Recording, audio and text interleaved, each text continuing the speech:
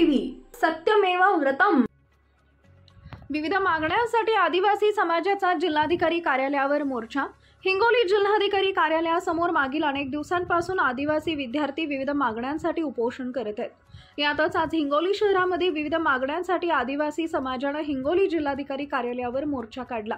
उपोषणकर्त्या विद्यार्थ्यांच्या मागण्या पूर्ण करा, आमच्या हक्काचे 12,500 पदांची जी भरती राहिली आहे ती भरती करा, त्याची जाहिरात काढा यासह विविध मागण्यांसाठी जागतिक आदिवासी दिनाचा औचित्य साधत हिंगोलीच्या जिल्हाधिकारी कार्यालयावर हजारो आदिवासी समाज बांधवांच्या उपस्थितीत जिल्हाधिकारी कार्यालयावर मोर्चा काढण्यात आला।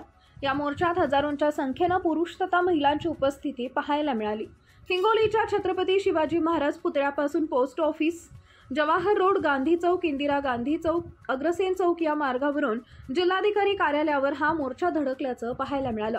यावेळी शासनाच्या तथा सत्तेतील राजकीय नेते पुढाऱ्यांच्या विरोधात मोर्चेकऱ्यांनी रोष व्यक्त करत घोषणाबाजी देखील केल्याचं पाहायला मिळालं।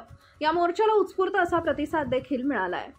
उपोषण करत आहे। शासनाच्या प्रतिनिधींनी कोणत्याही आतापर्यंत प्रतिसाद दिला नाही आणि म्हणून नाईलाजाने आज आम्हाला या जागतिक आदिवासी दिनाच्या निमित्तानं या भव्य मोर्चाचं आयोजन करावं लागलं।